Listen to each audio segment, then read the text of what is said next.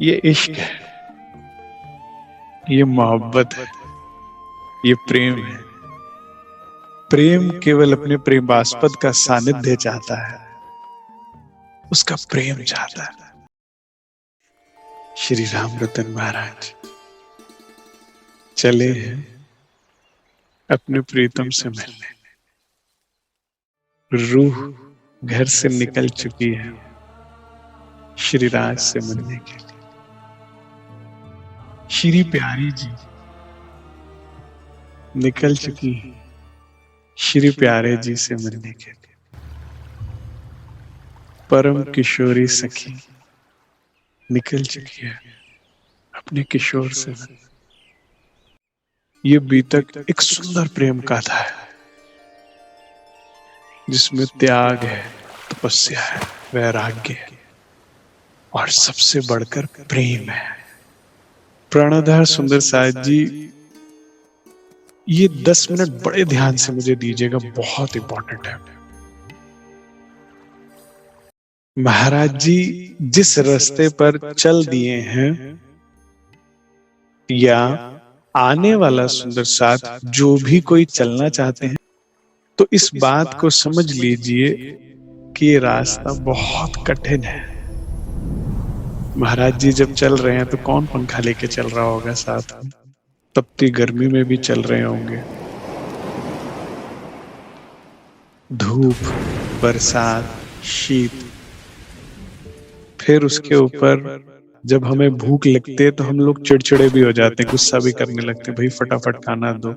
एक टाइम का मील मिस हो जाए तो अगले मील तक जान निकल जाती है। और महाराज जी 2-2 दिन, 3-3 दिन भूखे चल रहे हैं। इस मार्ग पर ध्यान दीजिएगा, जो भी सुंदर साथ चलना चाहते हैं या महाराज जी जो चले हैं, 3 चीजें मिलती हैं राज जी को प्राप्त करने के लिए: इल्लत, किल्लत और जिल्लत। इल्लत मतलब कमी, हर एक चीज का अभाव रहेगा, हर वस्तु का अभाव रहेगा। आपको कभी भी आपकी जरूरत की चीज पूरी नहीं मिलेगी, इज्जत पूरी नहीं मिलेगी, रहने को अच्छी व्यवस्था नहीं होगी। और तो और प्राणाधार सुंदर साहिब जी, अभी आगे चलकर आप देखिएगा, जब महाराज जी घर लौटेंगे तो पत्नी परिवार भी इज्जत नहीं करेगा। महाराज जी स्पष्ट कहते हैं, घर से निकले हुए को किसने किया सम्मान, जिसके लायक थे बस वही मिला श्रीमान। तो जब आप इस मार्ग पर चलेंगे तो घर से भी समस्या पूरी मिलेगी, जिल्लत भरपूर मिलेगी। अभी आगे चलकर आप देखेंगे, एक जगह पर प्रणाम ना केवल करने पर कि एक साधु कहता, तुमने मुझे प्रणाम क्यों नहीं की, मैं साधु हूं, तुम ब्राह्मण हो, हम बड़े होते हैं तुमसे। उसके लिए उनकी जान का दुश्मन बन जाएगा। तो और घर में आने पर भी तो जिल्लत भी भरपूर मिलती, क्योंकि जेब में जब पैसे नहीं होते ना सुंदर साहिब जी, लक्ष्मी का अभाव होता है ना, तो ऐसा होता है। जिल्लत और किल्लत, कमी रहेगी। ये रास्ता इतना मुश्किल है। फिर महाराज जी क्यों चल रहे हैं, फिर सुंदरबाई जी क्यों चली, फिर इंद्रावती जी क्यों चली, फिर लालदास जी क्यों चले, फिर सभी परमहंस क्यों चले, और हमें क्यों चलना चाहिए? प्राणाधार सुंदर साहिब जी के 2 रीजन है, ध्यान दीजिएगा। एक, ये इश्क है, ये मोहब्बत है, ये प्रेम है। प्रेम केवल अपने प्रेमास्पद का सानिध्य चाहता है, उसका प्रेम चाहता है, और उसको पाने के लिए वो हर कठिनाई से हंसते हंसते गुजरता है। ये प्रेम है कि तुझे पाने के लिए, तेरे प्रेम को पाने के लिए। धनी देवचंद्र जी भी इसलिए निकले थे, इसीलिए सारा कष्ट उठा रहे हैं। तो इंद्रावती भी इसीलिए सारा कष्ट उठा रही है, और रतनबाई जी भी। पहले चली थी रतनबाई संसार को पाने के लिए, कितना कष्ट उठाया था। मैं समझता हूं ये कष्ट उससे कम है, नहीं यार, बिहारी जी कितने दुखी हो रहे हैं, बार बार गद्दी चली गई, महराज ठाकुर ने ये कर दिया वो कर दिया, 3 दिन पेड़ के नीचे बैठे हैं। कितने दुखी हो रहे थे बार बार। ये इश्क ऐसा है, ये कुर्बानी मांगता ही मांगता है। इश्क की सुगंधी वही चखता है जो अपने माशूक, अपने महबूबे हकीकी के लिए भूखा रहता है, प्यासे रहता है। चीरक वस्त्र पहना है क्या नहीं पता, खाया क्या पता नहीं, कहाँ सोया पता नहीं, एक ख्याल बस दे रहा है। ये इश्क है। और इस मार्ग का अंत बड़ा ही सुंदर है। ये कठिन जरूर है, ध्यान दीजिएगा, लेकिन इसका अंत कितना सुंदर है पता है? जिससे तुम मोहब्बत करते हो ना, वो कुल जमाने का मालिक है। और जब ये मोहब्बत मुकम्मल हो जाती है ना, तो दुनिया पीछे फिरती है, भाई आपकी तो उनके साथ जान पहचान है, हमारा ये काम करवा दीजिए ना। महाराज जी जब राज्य को प्राप्त कर लेते हैं, उसके बाद सुंदर साथ पंखा झलता झलता ले जाता था एक जगह से दूसरी जगह। मैंने बड़े बुजुर्गों से सुना, अमृतसर में स्टेशन से लेके मंदिर तक पावड़े बिछा कर लेकर ले जाता था। क्यों? क्योंकि अब आपकी मोहब्बत किससे है? इश्क भी किया तो किससे किया? खुद खुदा से। अब आपका आशिक भी खुदा, पहले तो वो हमसे प्यार करता है ना, और आपका माशूक भी खुदा, क्योंकि अब आप भी उससे प्यार करते हो। अब हर कोई आपसे जान पहचान चाहता है। अब हर कोई आपके आगे अपनी अर्जियां देता है कि भाई आप उसे जानते हैं। महाराज जी ने किस्मतें बदल दी। जिसकी किस्मत में जो नहीं भी था वो भी दे दिया। आगे चलकर जीवनी में आपको पता लगेगा, जिनकी आयु कम थी, भाग्य में नहीं था, महाराज जी ने बता दिया महिला को कि भाई नहीं है आयु, अब आपका जो पति है वो पाकिस्तान गया, लौटेगा नहीं। और महिला ने पांव नहीं छोड़ा महाराज जी का, तो इतनी आयु दे दी कि पूछिए नहीं। वो प्रसंग आएगा, मैं पूरा विस्तार में लूंगा। महिला सुंदर साथ पहले धाम गमन हुआ, पुरुष का बाद में हुआ। उनके धाम गमन के भी कई वर्ष बाद, तो वो फिर ये इश्क और वो भी सच्चे खुदा से इश्क का ये लाभ है, इसलिए सब चले। कोई आ सको सो आइयो, समय है आखिरी। करना है तो यहां प्रेम कर लीजिए, झूठे चेहरे, झूठे लोग, झूठी बातें, झूठी जमीन से, और दिल तोड़वा लीजिए जितनी मर्जी बात। यहाँ का यही सत्य है। यहाँ की प्रेम कहानी का अंत दुखद ही है। पता है संतवाणी क्या कहती है? कि तुम जब यहाँ मोहब्बत करते हो ना, तो तुम अपने दायरे को छोटा कर देते हो। जब तुम कायनात बनाने वाले से मोहब्बत कर सकते थे, तो उसकी कायनात से कैसे मोहब्बत कर सकते हो? जिसने सारी खूबसूरती बनाई है, तुम जब उससे मोहब्बत कर सकते थे, यहाँ किसी खूबसूरत व्यक्ति से क्या मोहब्बत कर रहे थे? ये रंग के उजले दिल के काले लोगों से क्या मोहब्बत कर रहे थे? क्या है ये? यहाँ के शरीर कैसे हैं? रोगों से ग्रस्त हैं। अंदर क्या है? मल मूत्र की नदियां ही बहती हैं अंदर। बाहर हृदय में क्या है? अंधकार की भय, चिंताएं, काम, क्रोध, मोह, लोभ, अहंकार, ईर्ष्या, द्वेष, स्वार्थ। क्या है? या तुम उस रास्ते पे चल सकते जहां महाराज जी चल पड़े, और फिर मौज ही मौज। फिर तुम मोहब्बत जिससे करने निकले हो ना, उस जैसी मोहब्बत किसी को करनी आती नहीं। वो जब तुम्हें मोहब्बत के रंग दिखाएगा ना, तो कहोगे ऐसा होता है, ये नजारा होता है। ऐसा सच्चे प्रेम की, इश्क की खुशबू कुछ और है, क्योंकि वो अर्श की है, वो यहाँ की है ही नहीं। और ये नियामत खुद खुदाई देख सकता है, सिर्फ श्री राज के अलावा कोई और दे ही नहीं सकता ये नियामत, कि आपको इश्क की खुशबू आ जाए, इश्क की लज्जत मिल जाए आपको। तो जी 100, 150, 200 रुपए के डीओ तो हर आपको कॉस्मेटिक शॉप पे और केमिस्ट पे मिल जाएंगे, लेकिन अगर इत्र लेना है और वो भी लजीज इत्र लेना है तो 20-20 हजार की इतनी इतनी शीशियां आती हैं, उसके लिए बड़ी मेहनत और पैसा लगता है, ढूंढना पड़ता है। लेकिन इत्र की खुशबू ऐसी होती है कि एक बार आपने कपड़े पर यह लगा दिया तो 3 दिन तक खुशबू ही नहीं जाती। तो इश्क की खुशबू लेना चाहते हो कि नकली यहाँ के कॉस्मेटिक प्यार का की खुशबू लेना चाहते हो, आपके ऊपर है। मैं कॉस्मेटिक प्यार क्यों कहता हूँ, देखते हैं ना यहाँ पर आप लोग कॉस्मेटिक्स लगा लगा के कितने सुंदर होते हैं। यहाँ का कॉस्मेटिक प्रेम है, थोड़ी सी बारिश होती है दुखों की उतर जाता है सारा, यहाँ का ऐसा ही है। और मेरे धनी का प्रेम कैसा है, मेरे सतगुरु का प्रेम कैसा है, जो तन छोड़ने के बाद भी, महाराज जी को तन छोड़े लगभग 60 साल हो गए, आज भी निभाते हैं। मेरे सतगुरु सरकार साहब को तन छोड़े 23 साल हो गए, लेकिन आज भी निभाते हैं। लोग जीते जी नहीं निभाते साहब, और सतगुरु श्री राज वो होते हैं, ये मोहब्बत हुआ है जो तन छोड़ने के बाद भी निभाते हैं। आपकी आखिरी सांस तक निभाते हैं और उसके बाद भी निभाते हैं। इनफैक्ट उसके बाद खुद लेने आते हैं। जिन्होंने सच्ची मोहब्बत की है, जिन ब्रह्ममुनियों ने, जिन ब्रह्मात्माओं ने सच्ची मोहब्बत की है, दुनिया मरने से डरती है, वो इंतजार करती है।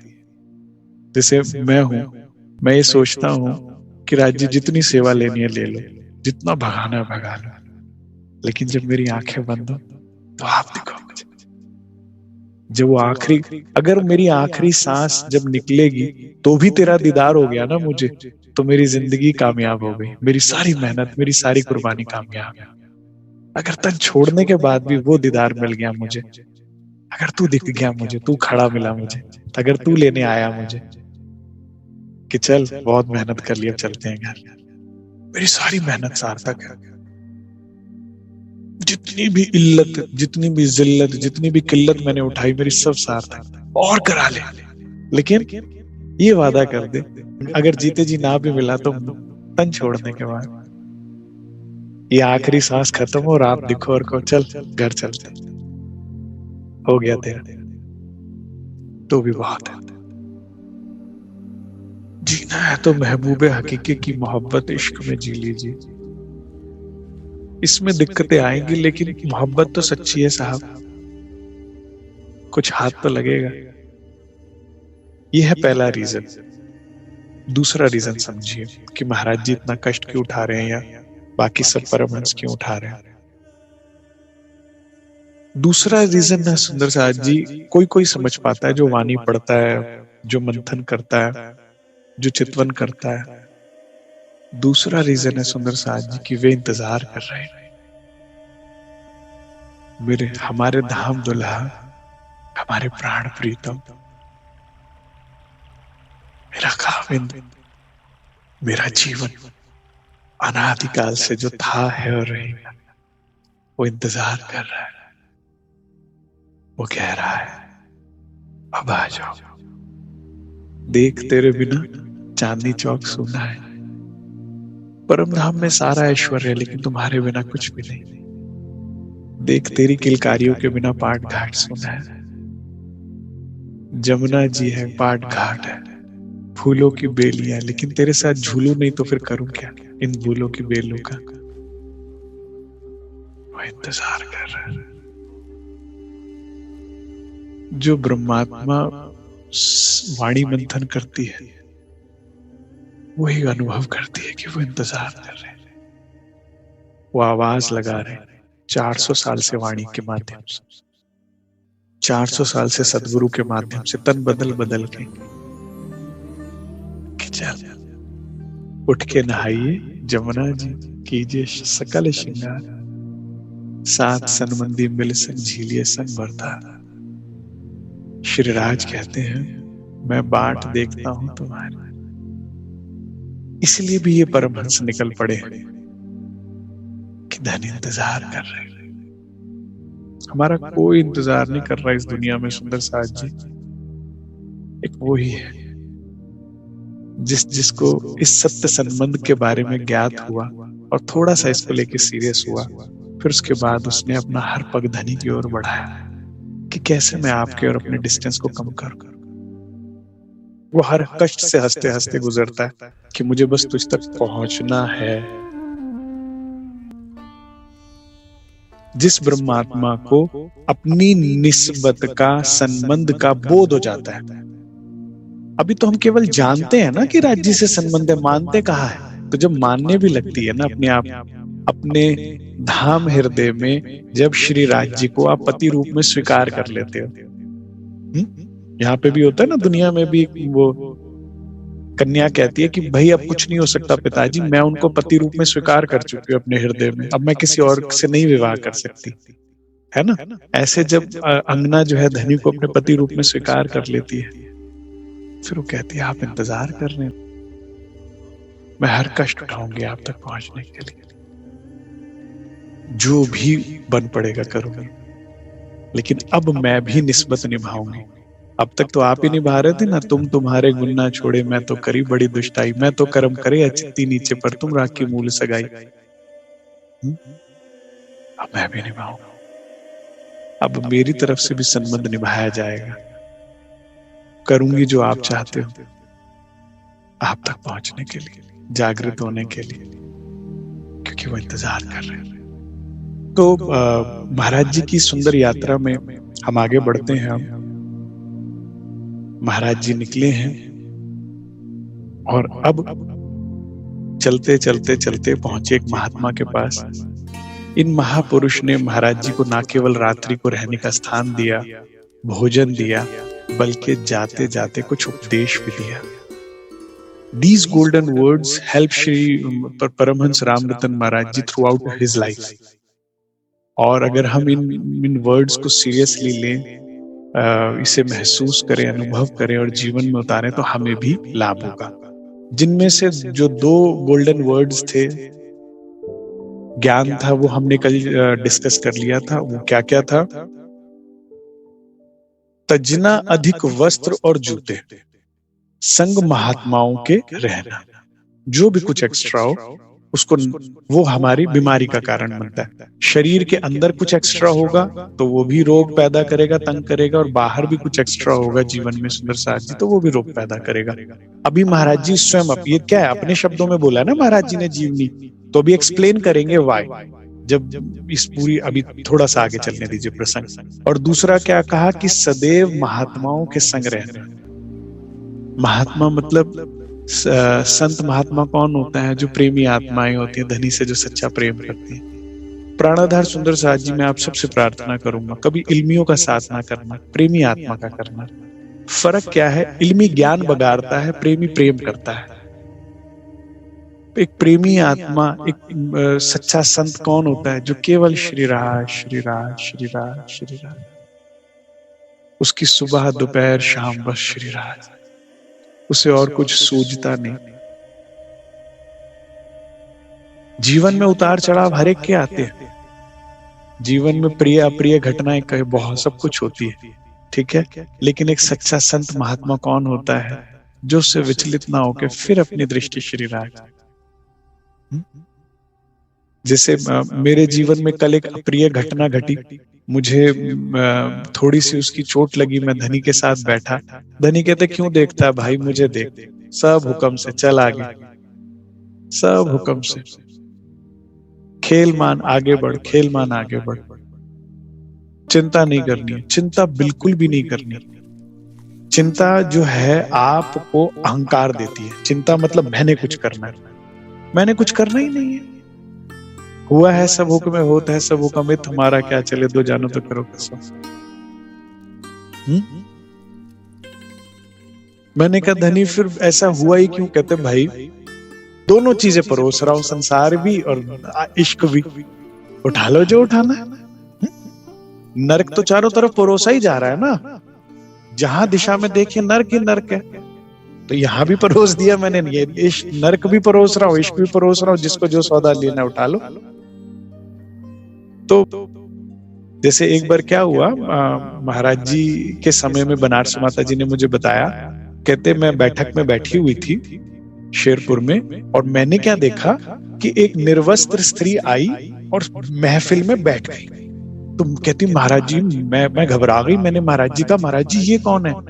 कहते भाई ये नींद है, ये माया है, ये इसको कोई लाज नहीं आती कि कहाँ जा रही है कहानी, से कोई होश नहीं। क्या होता है ना, राज्य की सभा में नींद नहीं आनी चाहिए लेकिन आ जाती है ना माया। आप अगर हम मंदिर आश्रम सत्संग में है, सुंदर साथ से मिलते, तो माया की बातें नहीं होनी चाहिए लेकिन हो जाती है, आ जाती है। ये इसका काम है, ये निर्लज है, लेकिन तेरा काम क्या, तू इसको मत देख, तुम मुझे देख। वो अपना काम कर रही है, जो उसकी संस्कार है, तुम अपना संस्कार करते जाओ, ठीक है ना। तो सच्चा संत महात्मा कौन है? जो खेल में जो भी कुछ हो रहा है देखता है। आप पता है महाराज जी की जीवनी में आता है, एक बार तो एक महिला ने अपनी मतलब अपनी नवजात शिशु को महाराज जी की गोद में डाल दिया, कहा ये इन्हीं का है। सोचिए, इससे बड़ा तो एक चरित्र पे संत के अगर इल्जाम लगा दो तो इससे बात तो खत्म हो जाती है ना सारी बात। इसीलिए तो आजकल सबसे ज्यादा यही कार्य किया जाता है, चरित्र को उछाला जाता है संतों के। किसी के संत का चरित्र खत्म कर दो तो ज्ञान वगैरह कोई सब खत्म। तो महाराज जी उस पे भी मुस्कुरा रहे हैं, कह रहे ये भी हुक्म तेरा ही आया हुआ है, ठीक है ये भी तेरे हुक्म से आई है, उस पे भी मुस्कुरा रहे हैं। तो उनके अगर कोई उनकी जगह और होता, चिड़चिड़ाहट, गुस्से, क्रोध से खराब कर देता, उनके हंसने से सब हंस पड़े, करे देखो इन्हें नहीं फर्क पड़ता, हुक्म है ये भी। तो उनके सत्य, उनके आनंद ने, उसकी मुस्कुराहट ने जाहिर कर दिया, खत्म हो गई बात, उतने में ही खत्म हो गई। आप समझ रहे मेरी बात?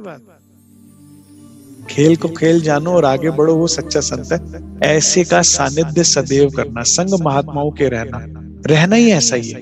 देखिए, घर परिवार की सेवा कीजिए, नौकरी है, जॉब है, बिजनेस है, जो भी है कीजिए। जैसी लेजर एक्टिविटी है वाणी पढ़िए, जैसे लेजर एक्टिविटी है किसी ना किसी परमहंस की जीवनी हाथ लगे और पढ़िए, उसको मंथन कीजिए। जैसी समय मिले बीतक मंथन कीजिए, जैसी समय लगे सुंदर साथ से अच्छे सुंदर साथ का सत्संग कीजिए, संग कीजिए। ये 2 वचन हमको समझ में आ गए थे कल, ठीक है। अब आगे चलते हैं। माई दूध दही गुड़ पान माई के कर से कभी नहीं ग्रहणा, ठीक है। अब इसमें ऐसा नहीं कहा कि श्री राज ने कि भाई महिला के हाथ से कोई सामान लेना पाप है, ठीक है ना। हमारे तो मंदिर में स्त्री भी हैं, पुरुष भी है, सभी सेवा कर रहे हैं, और संसार में भी ऐसा चलता है। इसका बातून मायना समझिए। पहले तो ये समझिए क्या कहा गया। जब आप पहले क्या कहा था श्री राज ने कि यदि साधनाओं का स्वाद लेना है तो ये बातें माननी है। अब आप ध्यान दीजिएगा, जब जब आप श्री राज जी के रास्ते पर चलते हैं तो क्या होता है, आपको भूख देखनी पड़ती है। हाँ? तो हो सकता है घर में जो चीज आप वैसे कभी ना खाते हो, लेकिन ये क्या होता है, दूध होता है, दही होता है, गुड़ होता है, पान होता है। ये क्या है, आकर्षण की वस्तु है। दूध देख के, अब तो नहीं होता, पहले जमाने में दूध ज्यादा प्रिय होता था लोगों को, दही देखते दिल करता था यार पी ले, ये मिल जाए तो अच्छा हो, है। गुड़ जो है, आजकल तो चॉकलेट वगैरह चलती, पहले यही होता था, गुड़ देख के दिल में लालच आ जाता था, कितना ही खाया और ना खाया हो। तो मतलब अगर आप माई कौन हुई, माया। माया राज्य के रास्ते पे जब तुम चलोगे तो अलग अलग प्रलोभन आकर्षण देगी। जैसे जब ऋषि मुनि तपस्या में बैठते थे ना, और जब इंद्र का सिंहासन हिलता था कि ओहो इसकी तपस्या तो इतनी है कि ये इंद्र बन जाएगा, मेरी जगह आसन सिंह ये उसको मिल जाएगा, तो क्या करते थे वो, अप्सराओं को भेजते थे। मेनका तो अब जो ऋषि मुनि बैठे हैं 20-20 हजार साल से, 40-40 हजार साल से, 60-60 हजार साल से, उनका ध्यान विचलित हुआ इष्ट से, अपने तपस्या भंग, down ground to zero, again zero हो गया।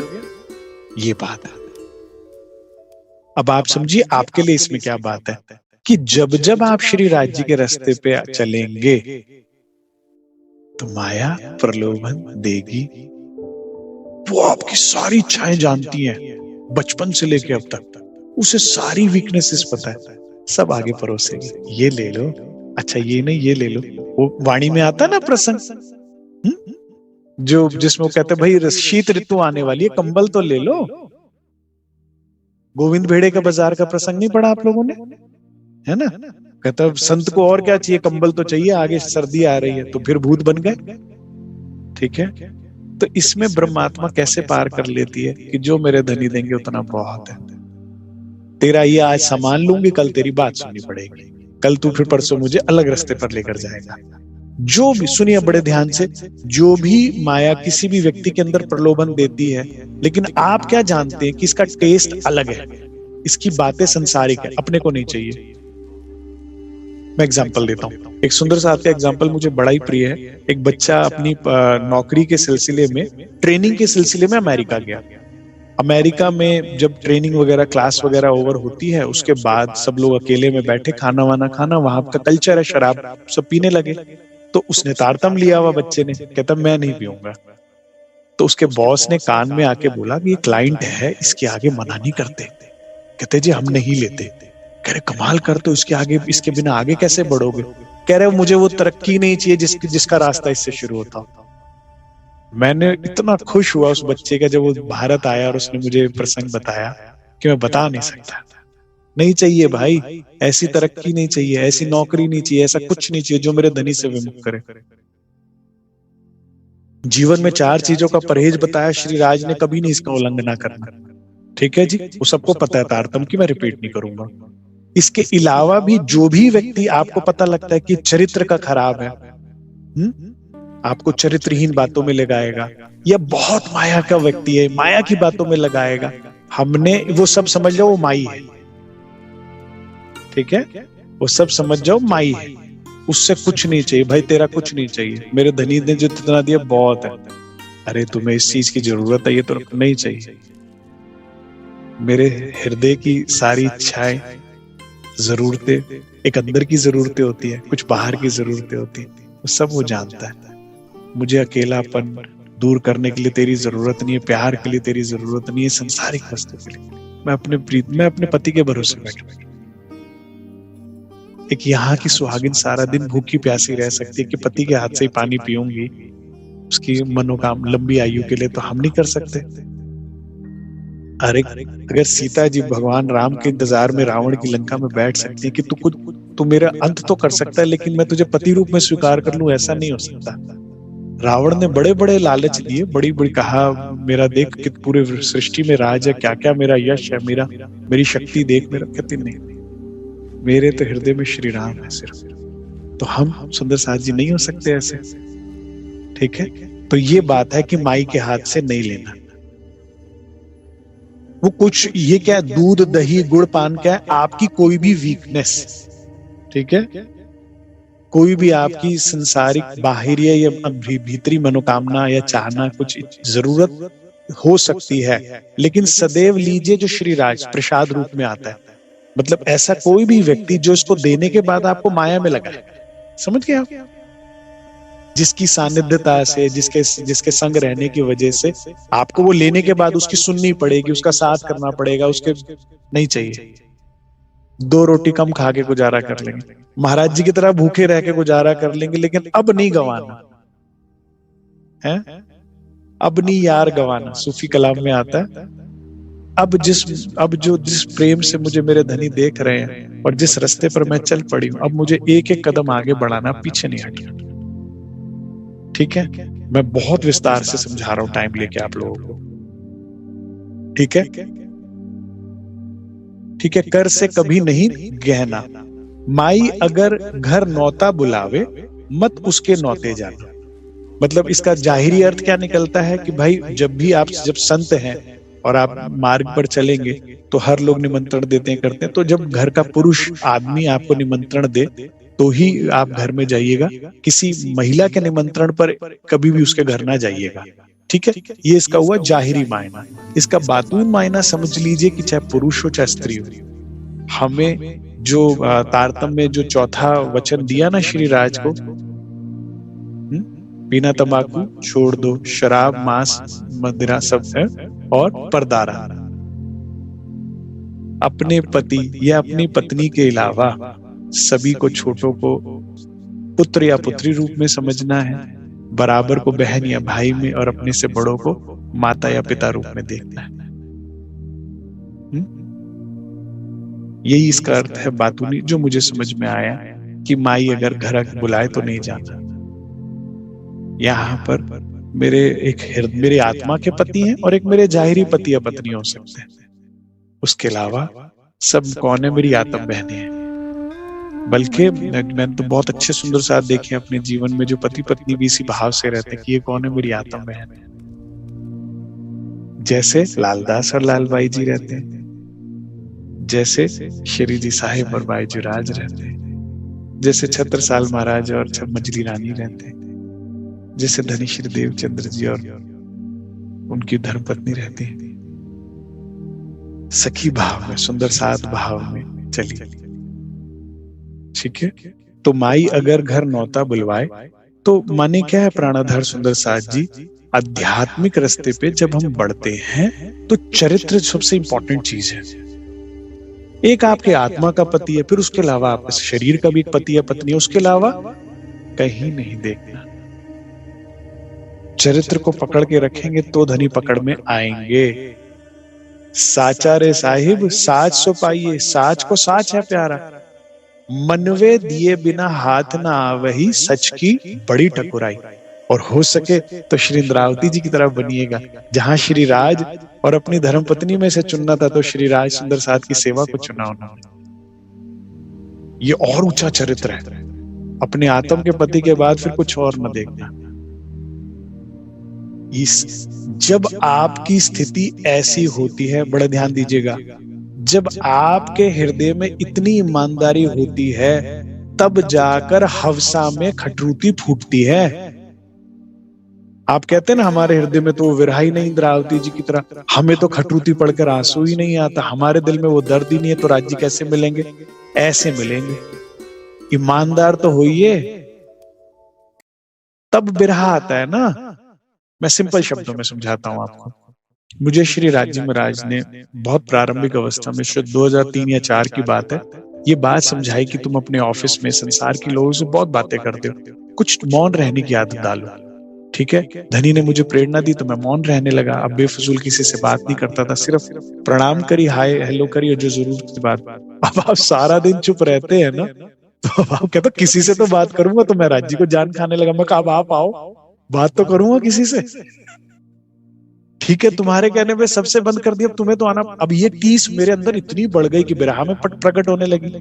अब मैं आंसू बहाने लगा। अब मैं ऑफिस में कैब में जा रहा हूं और कोई विरहा का गाना गीत सुन के या भजन सुन के रो रहा हूं, और साथ वाले वो नरकी असुर जो बैठे हैं वो रो को कह रहे भाई क्या हो गया, ऑफिस जा रहा, रो क्यों रहा है?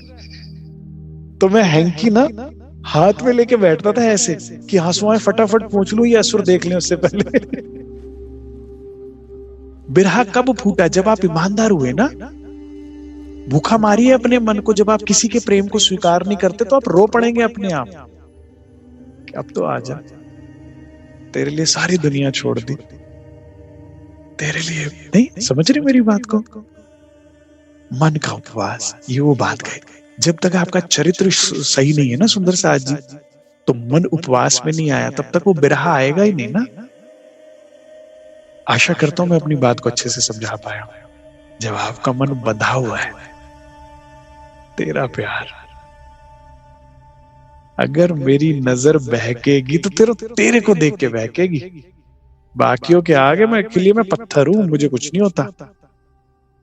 और सूफी कलाम में ना, भावे लाखों करोड़ों सोने बसे हजारों, आसानी यार गवाना। दुनिया में होंगे लो लाखों सोने होंगे, मेरे यार जैसा नहीं, मैं उसको गवाना ही नहीं है कहीं और दृष्टि डालकर।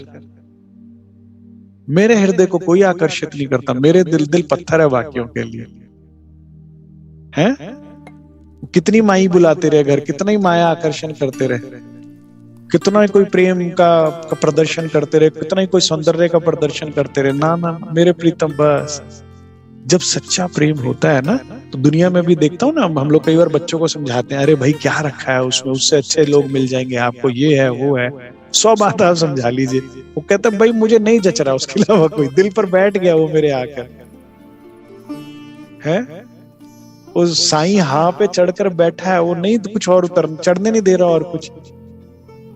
तो that's begins with honesty, character build up. अगर आपका चरित्र नहीं है, करेक्टर नहीं है, आप आगे नहीं बढ़ पाएंगे इस मार्ग पर। ये महापुरुष ने महाराज जी को दिया। और आप महाराज जी तो खैर वैसे ही चरित्र के पूर्ण अति पूर्ण है, अपनी धर्मपत्नी से ही बच फिरते हैं, अगर ये दुश्मन कहाँ ले आए मेरे घर, मेरे जीवन में, है ना। तो लेकिन हमें ये चीज अपनाने की जरूरत है। महाराज जी ने इन चारों वचनों को इतने दृढ़ता के साथ अपनाया। अभी मैं आगे महाराज जी के शब्दों से आपको और बता देता हूं। तो हमें भी अपने जीवन में अगर हमने ये अपनाया तो जाकर आप साधनाओं का स्वाद चख पाएंगे, धनी का स्वाद चख पाएंगे। चरित्रहीन व्यक्ति कभी राज्य का प्रेम नहीं पा पाएगा, दर्शन नहीं पाएगा, कभी नहीं। दिल उसके प्रेम से, उसके रंग से, उसकी वाणी से इतना भर लो कि अब किसी और के लिए जगह ही ना बचे। अब कई जने कहते हैं कि भाई राज्य को तो देखा ही नहीं। मुझे एक बार एक बच्ची ने बहुत प्यारा भोला सा प्रश्न किया, भाई यहाँ तो कोई दिखता है, प्यार हो जाता है, आकर्षण आ जाता है, राज्य तो दिखते ही नहीं, कैसे उनसे प्यार हो, आकर्षण हो? आपने उन्हें देखा है, चाहे उनका चेहरा नहीं, उनका चरित्र तो देखा है ना। सुंदर साध के रूप में, सदगुरु के रूप में, वाणी के रूप में, दृश्य अदृश्य रूप में कितनी बार उसने निभाया, कितनी बार किया। एक बार आप उस पर नजर तो डालिए। जैसे जैसे महाराज जी के जीवनी में सुमरू आ रहा है और जने आ रहे, आप भी देखिए आपके भी जीवन में कितनी बार वो हुक्म का तन लेकर आया था। आप जब ये सारी बात विचारेंगे तो आपको राज्य से प्यार हो ही जाएगा, सहज हो जाएगा। कोई इतना आपका करे और आपको उसके ऊपर प्यार ना, ऐसा संभव ही नहीं। बस हुआ क्या गलती, ध्यान दीजिएगा, हुई क्या गलती कि हमने वो टैग किसी और को दे दिया। ये तो मेरे मामा जी ने कर दिया, ये तो मेरे चाचा जी ने कर दिया, ये तो मेरी मम्मी बहुत अच्छी है, मेरे पापा बहुत अच्छे हैं, ये मेरा दोस्त काम आ गया ऐसे समय में, नहीं तो पता कुछ होता। हर बार श्री राज थे, क्यों? मैं अपनी तरफ से कह रहा हूं, नहीं, किसके दिल में खेल चल रहा है? तो उसी हुआ है सब हुक्म, वही तो करने वाला है। गौर से देखो, उसके अलावा कोई है ही नहीं, कोई नहीं है। तुम्हें चारों तरफ से उसने घेरा हुआ है।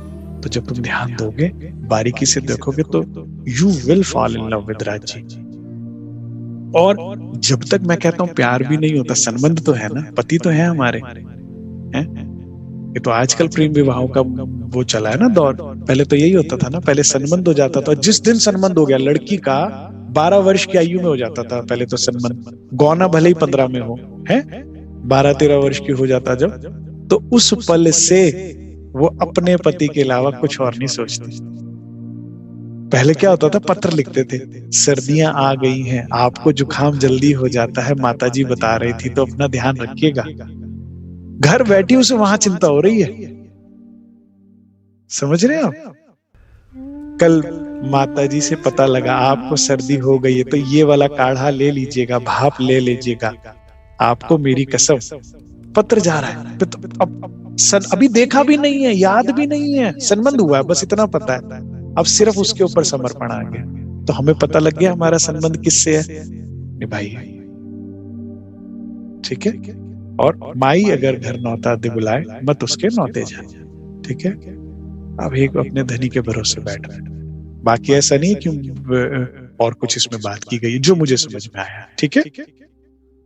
कहीं फिरो पर इन्हें ना करना, कहीं जाओ, महापुरुष ने कहा कहीं जाओ दुनिया में, ठीक है, पर इन्हें ना करना, जाओ, यही था समझाना। श्री राज ने महापुरुष के अंदर बैठकर ये 4 वचन दिए और कहा जाओ, यही क्या समझाना था। अब सुनिए, विदा हुए हम ले विदाईगी, ये संत के वचन अमूल। सड़क आई तो जा बैठे एक पेड़ तले, निज गठरी खोल। महाराज जी अपने हृदय की भी गठरी खोल बैठे और अपनी संसारी गठरी भी जो लेकर चल रहे थे ना, उन्होंने खोल ली। सुनिए बड़े ध्यान से। खूड़ी टांग दी एक डाल पर, जूता पेड़ तले छोड़ा।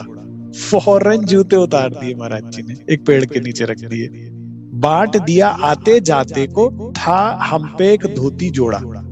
एक धोती और एक कुर्ता था, एक जोड़ा था, वो किसी आते जाते को बांट दिया।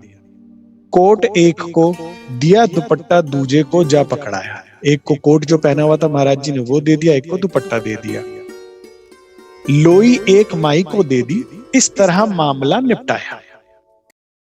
2 लुंगी एक धोती की। एक धोती क्या होती है, लंबी होती है, ठीक है, कई लपेटे लगते हैं उसमें और अच्छे से दिखने में अच्छी लगती है। उसको फाड़ के दो धोती उसकी लुंगी बना ली, जैसे आप देखते हो ना फकीर जो साधु बाबा होते हैं, एक ही लंग ऐसे धोती बांध के लुंगी बांध कर छोटा कपड़ा हो जाता है वो, और फिर चलते आराम से, दौड़ने भागने कूदने फांदने में आसानी रहती है।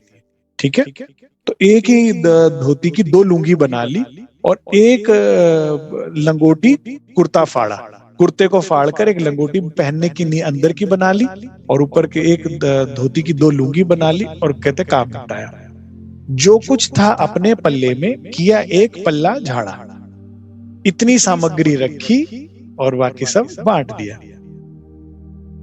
लुटिया हाथ, जो लुटिया मिली थी ना चलते हुए रास्ते में, लुटिया हाथ कमलिया कंधे। आपने देखा होगा संसार में भी जो साधु बाबा होते हैं ना, वो काली कलर का एक कंबल कंधे पर रखा करते हैं, ठंड लगी तो ओढ़ लिया, रात को वही बिछा लिया, और चाहो तो वही ओढ़ लेते हैं। ठीक है ना, बस एक जो एक सॉफ्ट 2 रुपए का, कुछ 1.5-2 रुपए का लिया था ना पीछे, अभी पीछे जब, जो अच्छा वो था वो बांट दी, लोई जो थी वो अच्छी, वो बांट दी, बस एक कंबल अपने पास रखा। मैं क्षमा चाहता हूँ, लोई मेरे ख्याल से ना शॉल को कहते हैं, जहां तक मुझे ध्यान है, गांव देहात में ना लोई शायद शॉल को कहते हैं, तो शायद शॉल जो घर से लेकर निकले थे ना, वो अच्छी वाली शॉल वो बांट दी है। और ये काला कंबल तो साधुओं की निशानी होती है, ये तो श्रृंगार होता है उनकी, वो कंधे पर डाल लिया। लुटिया हाथ कमलिया कंधे लेकर भेष फकीराना, संत वचन अति तीखे होते पल में भर गए दीवान। सच्चे संत, क्योंकि क्या है ना, ये सिद्ध पुरुष थे खुद भी। महाराज जी ने देखा, एक सिद्ध पुरुष की पहचान 2 चीजों से होता है। एक, वो करुणामयी होता है, वो दयालु होता है, उनको अग्नि दी, रहने को स्थान दिया, भोजन दिया। दया जो भाव होता है सच्चे संत का एक निशानी होती है। कठोर हृदय वाला कभी संत नहीं हो सकता। और दूसरा, फिर सिद्ध पुरुष थे जो भोजन निकाल कर दिखाए, और फिर तो सिद्ध पुरुष थे, तो मतलब सिद्धि की हुई थी ना उन्होंने कि जितना मर्जी खा लो, फिर वो पूरे का पूरा हो जाता था। तो ये वाकई जो सच्चा संत होता है ना, उसकी बूंद पाताल तक जाती है। ठीक है, तो महाराज जी कहते हैं उनके वचनों ने मेरे को दीवाना कर दिया, एक दीवानगी अंदर मेरे अंदर जुनून डाल दिया कि फटाफट सब झाड़ झूड़ दिया। ठीक है, सच्चे संत के वचन सीधे लगते हैं हृदय को। यहाँ कुछ चुपाई आती है महाराज जी की जीवनी में, कारी कामरी रे मोको प्यारी लागे तू, सब सिंगार को शोभा देवे मेरा दिल बांध्या तुम सो। ये कौन कह रहा है? श्री राज। किसको कह रहे हैं? हम ब्रह्मात्माओं को। क्या कह रहे हैं? कारी कामरी मतलब जो कला कंबल साधु का होता है, ये क्या है? सिंबल सादगी का, सिंप्लिसिटी का। कारी कामरी रे मोको प्यारी लागे तो, सब श्रृंगार को शोभा देवे। जब आप ड्रेसअप होकर चलते हैं, हाँ, अच्छे से बन ठन कर तैयार होकर चलते हैं, तो सब शोभा देते हैं। अरे भाई आप बहुत अच्छे लग रहे हैं। एक सुंदर वेशभूषा पहना हुआ व्यक्ति को जाना अनजाना हर आदरपूर्ण सूचक शब्दों से संबोधित करता है। और वही अगर महाराज जी की तरह सिंपल कपड़े होते हैं तो शब्द बदल जाते हैं, चाहे अंदर कितना ही सिद्ध पुरुष हो। महाराज जी की जीवनी में आपको आगे चल के पता लगेगा कि किस तरह से एक व्यक्ति ने, एक सुंदर सा आदमी ने अपने घर निमंत्रण दिया, और महाराज जी एक दिन पहुंच गए तो उनके मित्र बैठे थे और वो नहीं थे घर पे। तो महाराज जी के सादे पहनावे से लगते नहीं थे कि वो कोई मठाधीश है, कोई वो है, बड़ी हस्ती है। बड़ा सिंपल पहनावा था, गांव देहात जैसा। तो बड़ा ही उन्होंने उनके साथ व्यवहार जो है दुष्टता पूर्वक किया। लेकिन महाराज जी ने कभी किसी के लिए अपने आप को बदला नहीं कि नहीं यार ऐसा तो नहीं, तो मैं कुछ अच्छे कपड़े पहन के निकला करूं। नहीं, क्यों ऐसा कर रहे हैं? क्योंकि राज जी कह रहे सब श्रृंगार को शोभा देंगे, लेकिन मेरा दिल बांधिया तुझसो, मुझे सादगी पसंद है। तो अगर आप हजारों की भीड़ में चाहते हो कि राज जी की नजर आप पर आए, अगर आप उनकी नजर चाहते हो तो सादगी अपनाइए सुंदर साज जीवन में।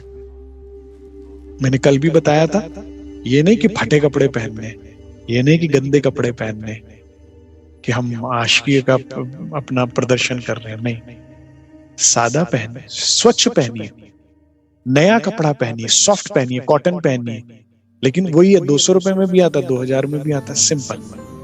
इसको ये समझ लीजिए कि ये जो कपड़ा है ये तन ढकने की वस्तु है, इससे मुझे किसी को रिझाना नहीं है। और मेरी सिंपलिसिटी से कौन रिझेगा? मेरे धनी रिझेंगे। तो मुझे सिंपल रहना, इजी रहेगा। आप देखिएगा संसार में भी जो वाकई में बुद्धिजीवी हैं, ठीक है, जैसे मैं पीछे पढ़ रहा था, मार्क जकरबर्ग है फेसबुक का ऑनर, और उससे पहले उनके जो गुरु थे स्टीव जॉब जो एप्पल का सीईओ थे, उन्होंने पूरी जीवन एक टी शर्ट ब्लैक कलर की और एक ब्लू जीन्स में गुजारा। वो और कोई कलर ही नहीं पहनते थे। जो आदमी पूरा टापू खरीद सकता है, जो आदमी पूरा मॉल खरीद सकता है, वो सदैव सिंपल में कहता मेरे को टाइम बचता है, ढूंढना नहीं पड़ता, वैरायटी नहीं होती। तो जो वाकई में महान है वो इन सब चीजों में नहीं पड़ता, ठीक है, उसके पास एक उद्देश्य है जीवन का। तो अगर हमारे पास भी एक उद्देश्य है श्री राज को रिझाने का, तो हमें भी सादगी अपनानी चाहिए, जैसे महाराज जी ने अभी किया।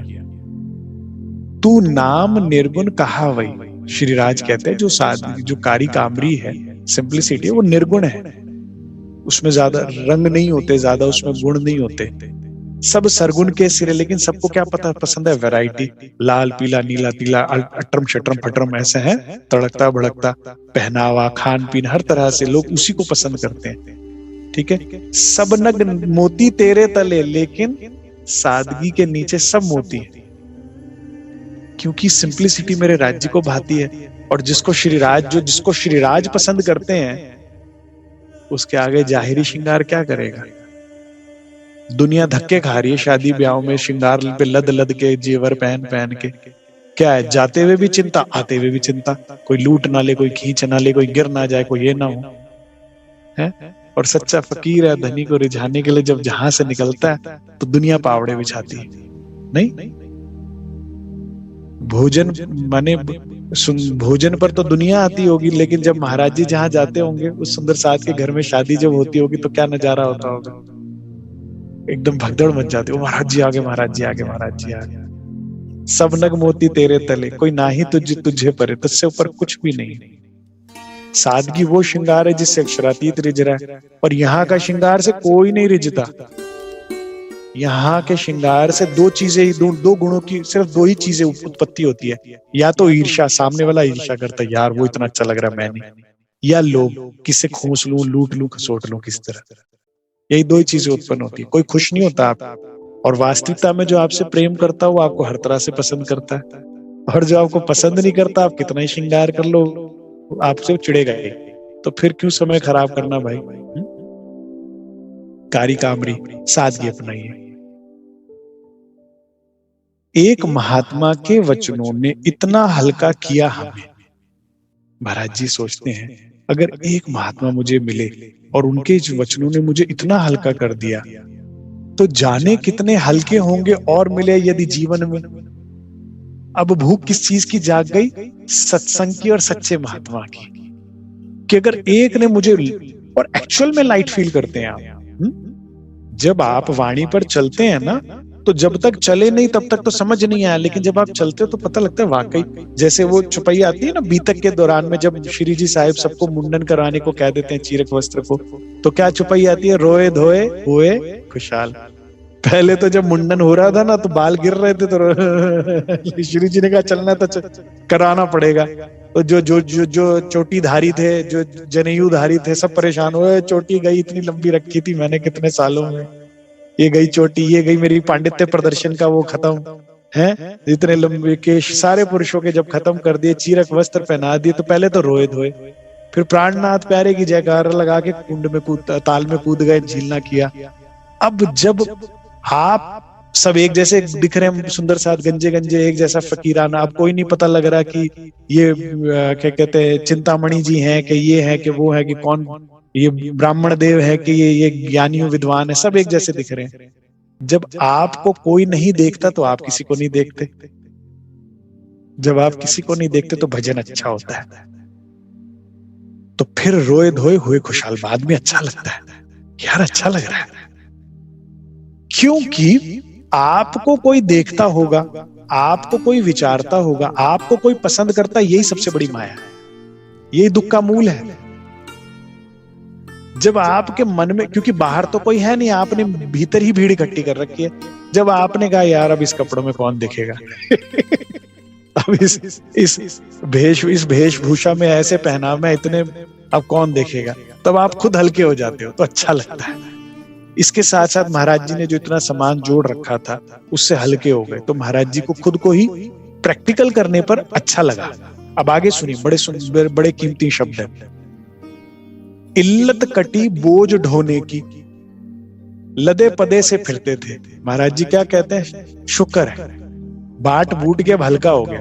अब बोझ ढोया ढोया निकला हूं परमात्मा को ढूंढने, बगल में दबाया हुआ इतना बड़ा ये गठरी सी लेके चल रहा था, है?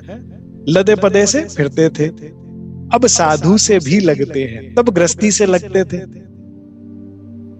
पहले तो चलते फिरते लगता कोई गृहस्थी है भाई, अपना सामान लेके जा रहा है, अब लग रहा है कोई साधु है। साधु का सम्मान होता है, गृहस्थी का सम्मान नहीं होता। सच्चे फकीर, सच्चे साधु का, वैराग्य का ही के आगे संसार नतमस्तक होता है, सच्चे। और यही सिखापन इस जीवनी से हम सुंदर साथ को भी मिल रहा है। जब भी हम शादियों में जाते हैं, संसार में जाते हैं, कहीं जाते हैं, क्या झलकता है आपसे? कि आप एक भोगी दिखते हो, आप एक गृहस्थी दिखते हो, कि आप एक इमाम मेहंदी के आदमी दिखते हो? क्या लगता है? मीरा से तो दिखता था कि ये कृष्ण की प्रेमिका है और इसलिए देखो साध्वी बनकर घूम रही है। सिंपली, आपसे सिंप्लिसिटी भी नहीं होती। ऐसा भी नहीं कि कोई देखकर, आपको देख के किसी के मन में शीतलता है कि भाई आप तो बहुत सिंपल और अच्छे भी लग रहे हो। हाँ, ये मुझे अच्छा लगता है सिंपल रहना, हम भी ऐसा रहना चाहेंगे। आपसे औरों को प्रेरणा मिलनी चाहिए थी, आप उनके वशीभूत होकर आप इतना लदपद कर घूम रहे हो, आप इतना संजो रहे हो, आप वो कर रहे हो। मैं एक बार अपने रिश्तेदारों के यहाँ, मेरे ससुराल में मैं वहां गया, उनके कोई जगराता था, चौकी होती है ना माता की चौकी, गई। उन्होंने बहुत मुझे आग्रह किया कि आप आध्यात्मिक कार्यक्रम में तो आइए, आप वैसे नहीं आते तो। अब मैं गया, मैं परेशान हो रहा था। एकदम से क्या हुआ, उन्होंने कृष्ण लीला शुरू कर दी।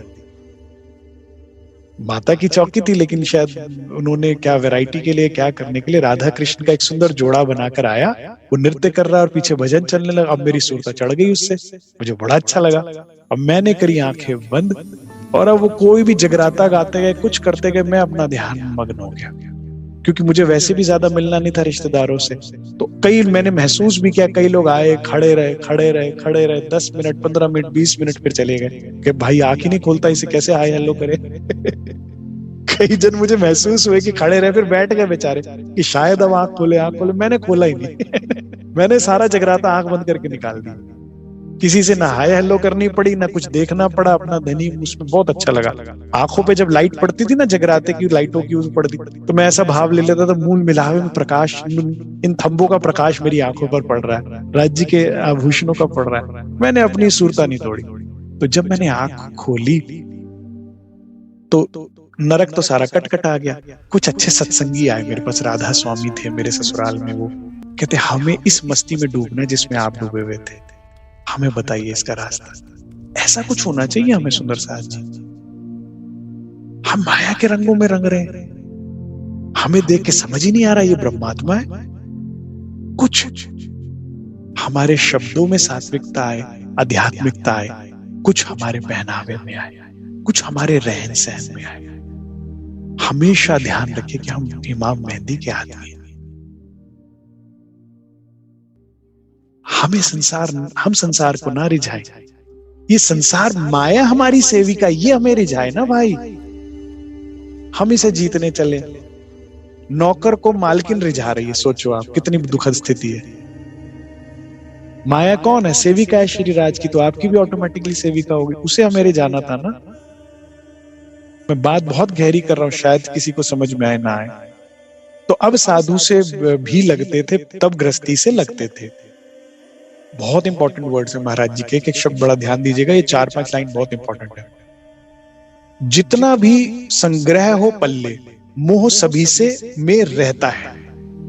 जोड़ लो, जितना आप बैंक बैलेंस जोड़ोगे, जितनी आप वस्तुएं संसार में जोड़ोगे, जितनी आप चीज, इससे क्या होता है, इसमें मोह पड़ जाता है। हल्के हो, ज्यादा नहीं।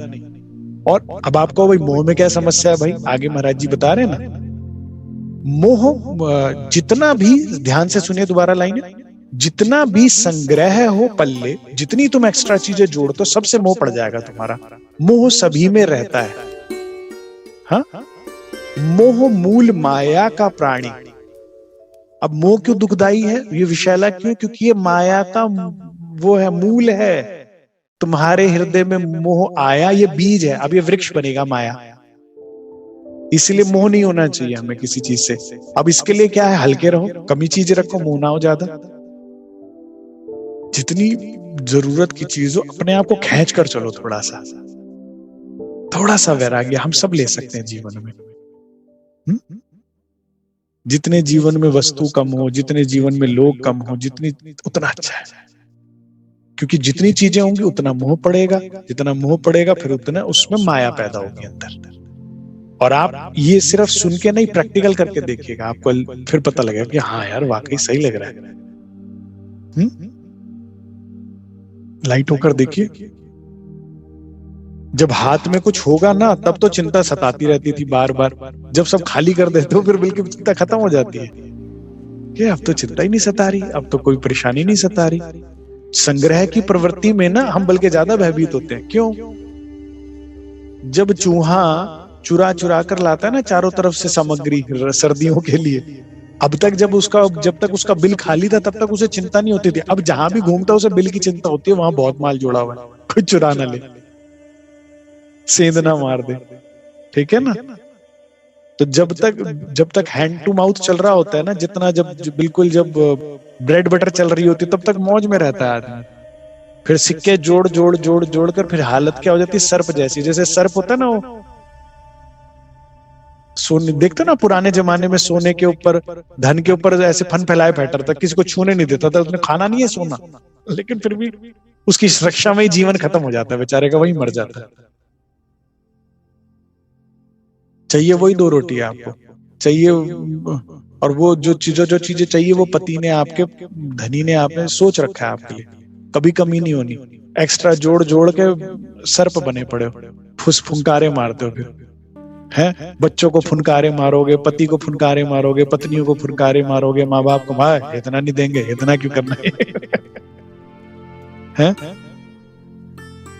सेवा में भी जितना ज्यादा होता है उतना सेवा बल्कि कम होती है। मैं आपके अनुभव से बता रहा हूं, गरीब सुंदर साथ ज्यादा सेवा करता है। केवल श्रम सेवा की बात नहीं कर रहा हूं, धन की सेवा कर रहा हूं की बात कर रहा हूं। जिस पे कम है वो ज्यादा सेवा करता, जिस पे बहुत है उसका हाथ ही नहीं छूटता, क्योंकि बड़ी मुश्किल से जोड़ा ना, मोह हो चुका है उससे, और अंदर माया बन गई यार, वो तो ठीक है मेरी भी तो कुछ। उस पे लाखों है, जो जिस पे लाखों करोड़ों है वो हजारों में सेवा करता है, और जिस बेचारों पे हजारों वो हजारों के हजार सेवा कर रहा है, और वो ज्यादा खुश रहता है क्योंकि धनी भरोसे बैठा है। तुम अपने भरोसे बैठोगे दुखी रहोगे, धनी भरोसे रहोगे सुखी रहोगे।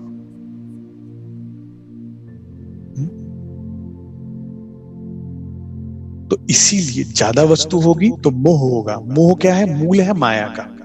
मोह मूल माया का प्राणी, इसमें उलझा रहता है, तो इसी में उलझ के रह जाओगे। फिर अध्यात्म, फिर परमार्थ, फिर राज्य की प्राप्ति, ये सब चीजें नहीं होंगी।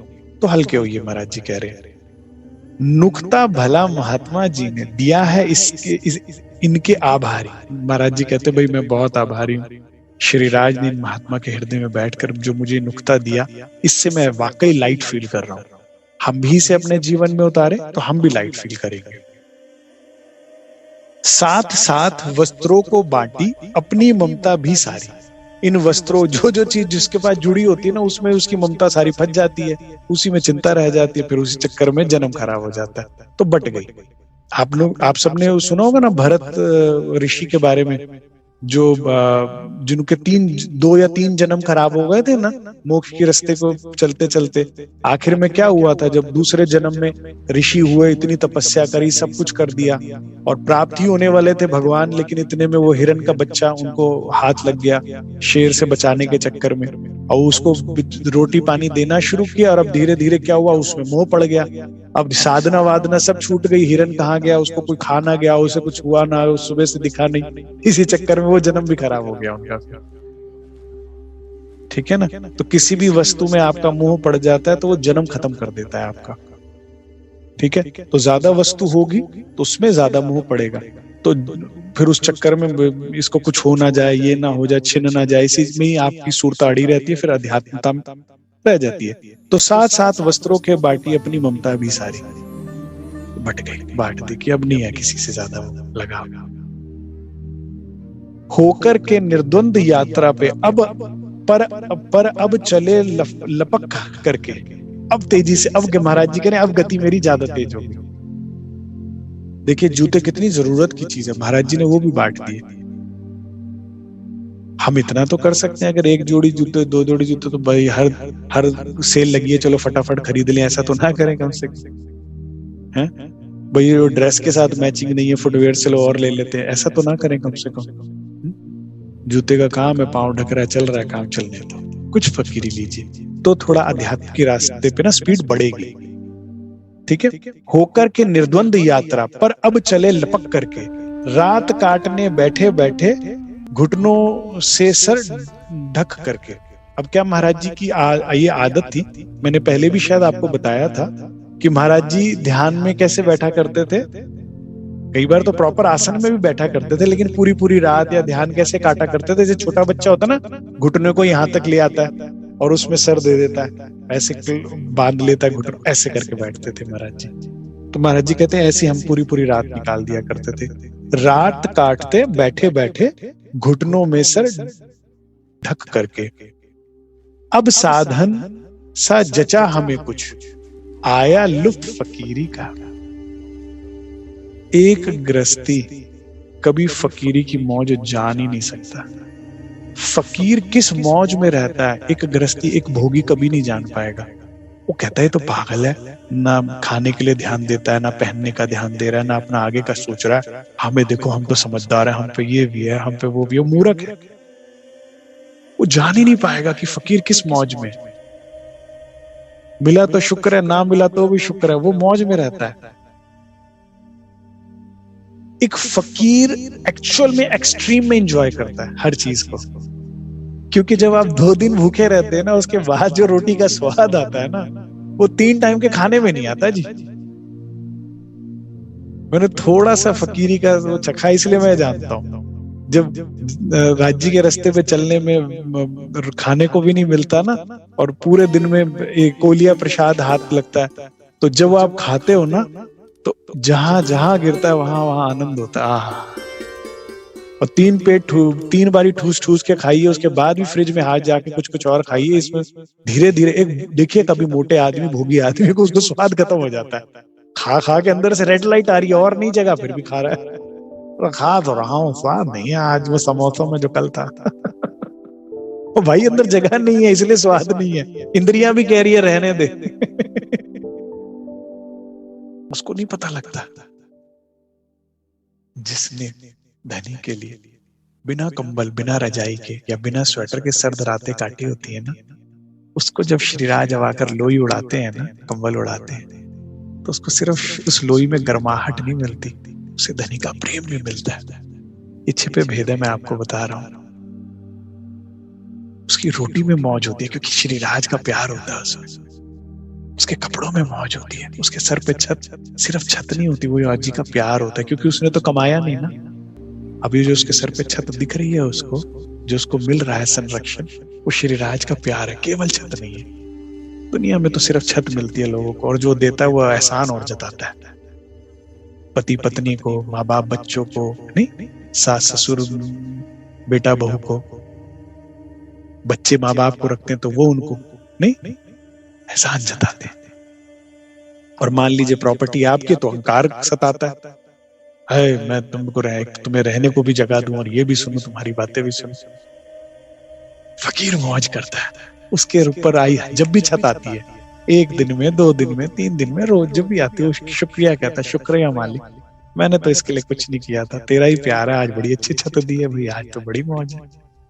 और वही जब उसको छत नहीं मिलती, सर्द रातें काटनी होती है, कुछ होता तो भी बड़ा खुश होता है, ठंड लग रही है, धनी आप आ जाओ ना, तेरे प्रेम की आंच अगर मिल जाए तो ये सर्दी भी कट जाए।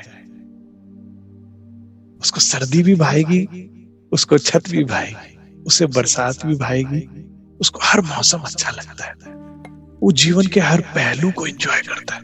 फकीर की मौज तुम जान ही नहीं पाओगे कभी गृहस्थी। एक भोगी कभी जान ही नहीं पाएगा त्याग का सुख। ये तो करके प्रैक्टिकल में ही है, मैं इसको शब्दों में भी नहीं बयान कर पाऊंगा। ये तो कभी राज जी मुझ पे मेहर करे, मैं निकलूंगा तो कभी आपको चलिएगा साथ में, तो फिर पता लगेगा, दोनों हम लोग स्वाद लेंगे।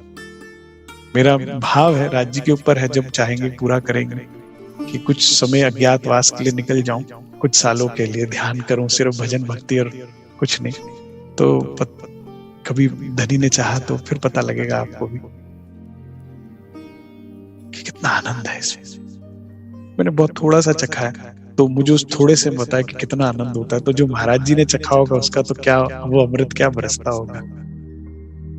अब साधन सा जचा हमें कुछ, आया लुफ्त फकीरी में, हो गए चिंता भस्म चिंता चितासी। अब सारी चिंताएं खत्म। जब बहुत कुछ था तो बड़ी चिंताएं थी ये खत्म ना हो जाए ये चिंता थी, ये लूट ना ले कोई ये चिंता थी, है।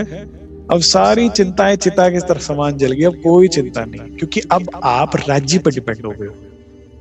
महाराज जी ने जब सब बांट दिया, जब आपने सब हल्का कर दिया, तब आप किस पे ऊपर डिपेंड हो गए? राज्य पे, क्योंकि उनके कहने पे किया।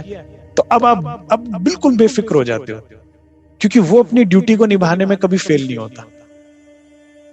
अब आपको सामग्री जोड़कर नहीं रखनी है, आपको अपने कंधे पे उठाकर, वो कंधे पर उठाकर चलेगा।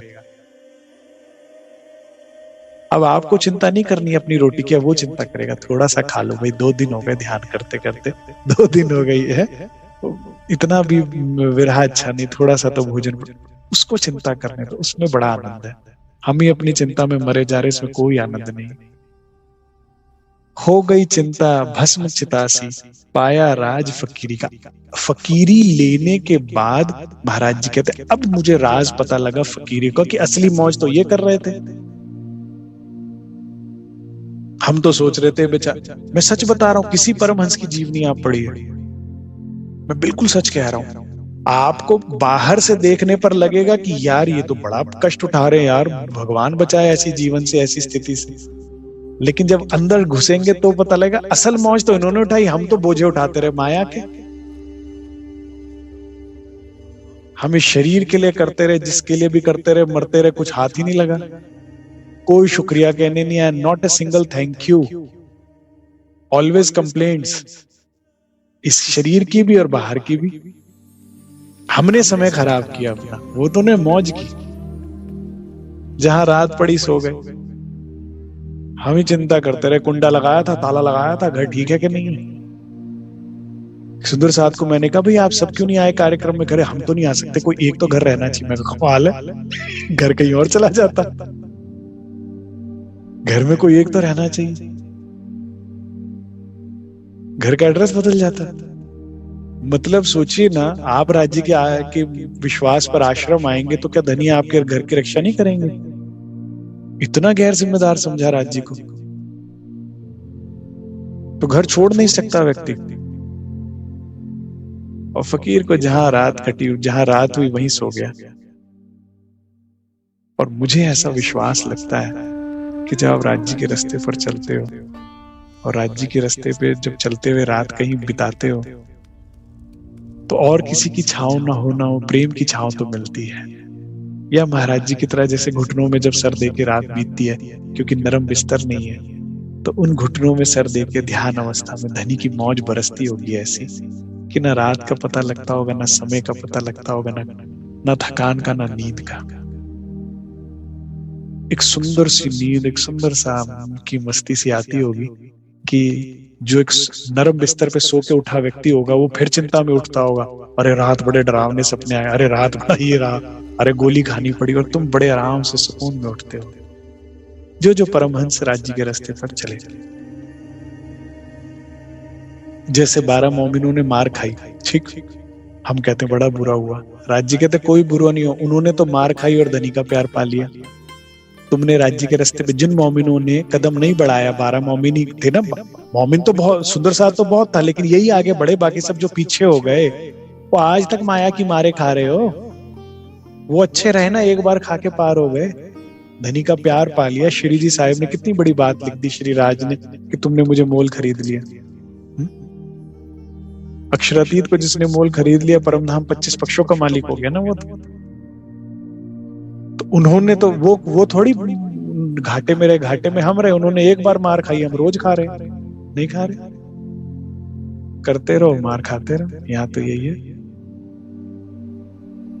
करते रहो मार खाते रहो। कितनी माया की मारे पड़ रही हैं, रोज थपेड़े पड़ते हैं माया के, अंदर से भीतर से बाहर से। रोज नई चिंता सताती है, रोज नया दुख सताता है, रोज नया परेशानी। कितनी मारे खा ली, इससे अच्छा तो वही थे ना।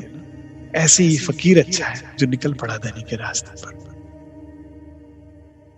जो जो पग बढ़ते जाते आगे को, निष्ठा दृढ़ दुगनी चौगनी बढ़ती।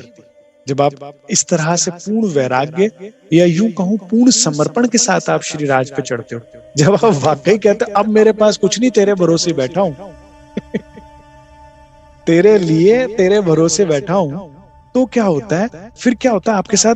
ऐसी ऐसी घटनाक्रम होती हैं, ऐसी ऐसी मेहर कृपा होती है, ऐसी ऐसी लीलाएं होती हैं कि अब आपकी निष्ठा एक्चुअल में बढ़ती, क्योंकि आप प्रैक्टिकल में। अब आप, अभी तक तो बातें बातें चल रही थी ना, प्रेम है, कुर्बानी है। प्रेम में तो कुर्बानी मांगता ही मांगता है प्रेम, तो वो कुर्बानी अभी बातों बातों में बात चल रही थी। जब आप प्रैक्टिकल में आते हो तो अनुभव होता है, अनुभव होता है तो दृढ़ता बढ़ती जाती है।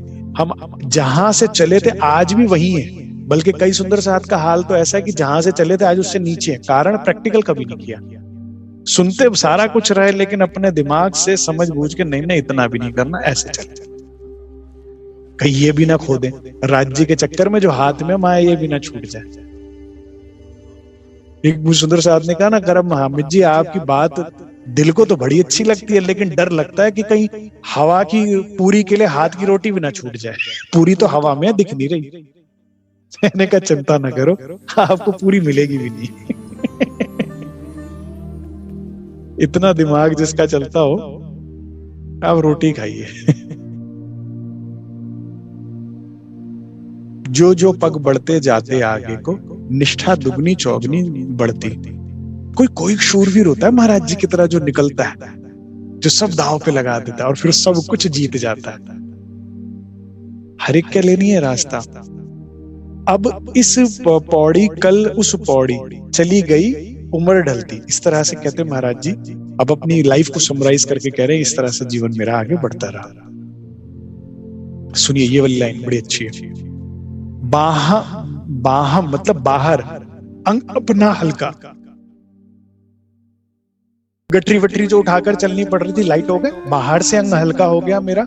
और बाहर से हुआ तो महाराज जी ने कहा ना, मोह भी छूट गया, चिंता खत्म हो गई। तो अब क्या हुआ उससे? फिर बाहम अंग अपना हल्का, अंदर भी अब सब हल्का हल्का। अब अंदर भी बड़ा लाइट है, ना संग्रह की चिंता है, ना आगे की चिंता है, ना कुछ पीछे की कोई गम रह गया। वासनाएं जो थी अंदर, गल उनका जल सा ढल, अपने आप सब गल जाता है। जब आप राज्य के रास्ते पर निकलते हो, सब कुछ गवा देते हो, अब आपके पास विषय विकार वासनाओं के लिए टाइम नहीं होता है। जब आपका सब कुछ दाव पे लगा होता है ना, तो ये सब चार चीज, ये खाली आदमी कोई तंग करती है। आप कहते हो बहुत कुछ दाव पे लगा भैया। मैं आपको एक एग्जांपल से समझाता हूँ। एक बार मेरे ख्याल से ये प्रसंग है, जनक का ही प्रसंग है शायद, कि एक बार कोई साधु आए, उन्होंने कहा भाई आप राजा होके विदेही हैं, ये तो बहुत बड़ी उपलब्धि है। क्योंकि जनक जो थे ना, वो राज ऋषि कहलाए, कि राजा होते हुए भी ऋषियों जैसा उन्होंने जीवन जिया। कहते इतना राजमहल, इतना वैभव, इतना धन संपत्ति आपके पास है, आपको आकर्षण नहीं होता कभी इसका? कभी आपको ललचाता नहीं है? आप विरक्त हैं पूरी तरह से? कहते मैं इसका जवाब दे देता हूं आपको, लेकिन इसके लिए एक परीक्षा से गुजरना होगा। कह रहे गुजरता हूं। उन्होंने उनका एक कटोरी पकड़ाई और उसमें तेल ऊपर तक भर दिया बिल्कुल। कहा देखो, अगर आपको यहाँ कुछ आकर्षित लगे तो पूरे महल में जरा घूम के आइए, लेकिन नियम यह है कि अगर एक बूंद तेल गिरा तो आपकी गर्दन गई। जवाब मिल जाएगा, घूम के आ जाओ, लेकिन अगर गिरा बूंद तो गर्दन गई। अगर वापस सही सलामत, मतलब एक बिना बूंद गिराए, तो जवाब मिल जाएगा। अब घूम घाम कर आते हैं साधु महात्मा, तो राजा साहब, जनक कहते हैं हाँ भाई, क्या आकर्षित लगा तुम्हें यहाँ पे? कह रहा आकर्षित खाक लगा, एक एक ध्यान तो मेरा बूंद गिरने पे था, नहीं तो गर्दन जानी थी, मैं कुछ देख ही नहीं पाया। कह रहा बस मेरी भी यही स्थिति है। तेरे को गर्दन प्यारी है, मुझे वो प्यारा है, मेरा ध्यान उस पे है। मेरी भी तेरी गर्दन दांव पे लगी, मेरा जीवन जन्म दांव पे लगा हुआ है। मुझे है कि जन्म ना खराब हो जाए, तुझे है कि गर्दन ना उतर जाए, मुझे जन्म ना खराब हो जाए। जब आपका लक्ष्य बड़ा होता है तो ये सब चीजों पे ध्यान ही नहीं जाता, आपका टाइम ही नहीं है, फुर्सत ही नहीं। तो महाराज जी कहते हैं सारी वासनाएं जल गई। 4 रोज पश्चात रात्रि में टिके एक बट के नीचे, महाराज जी 4 दिन यात्रा करने के बाद एक बट के वृक्ष के नीचे बैठे थे। दिए हुए घुटने में सर, जैसे महाराज जी बैठा करते थे वैसे बैठे थे हम, आंखें मीचे। पहर रात बीते गाने की। अभी मतलब मेरे ख्याल से 9 से 12 का समय, शायद 9 बजे पहले रात्रि मानी जाती थी। तो एक पहर बीत गया रात्रि का, मतलब रात के 12-1 बजे की बात है। एक आवाज मधुर आई, कानों में एक मधुर आवाज आती है, जैसे कहीं कीर्तन हो, ऐसा कुछ दिया सुनाई। महाराज जी को एक सुंदर कोई गायन की आवाज आती है रात्रि को, सुन रहे थे महाराज जी को आवाज आई। अब इसके आगे क्या हुआ वो सुनेंगे हम कल, ठीक है। अब कल का विषय रहेगा कि जो ये महाराज जी को आवाज आई, क्या ये कीर्तन था या कुछ और, इसे कोई साधु गा रहे थे या कोई और। महाराज जी वहां पहुंच पाए कि नहीं पहुंच पाए, जब पहुंचे तो वहां क्या सत्कार हुआ कि तिरस्कार हुआ, क्या महाराज जी को वहां पे उसके बदले में समझ में आई। इस प्रसंग, बड़ा इंपॉर्टेंट प्रसंग है ये भी, तो ये सब हम कल सुनेंगे, कल दर्शन इसके करेंगे। इतना ही स्वीकार कीजिएगा। बोलो श्री प्राणनाथ प्यारे की जय, बोलो श्री सदगुरु महाराज की। बहुत ही आनंद आ रहा है महाराज जी के साथ साथ चलने में।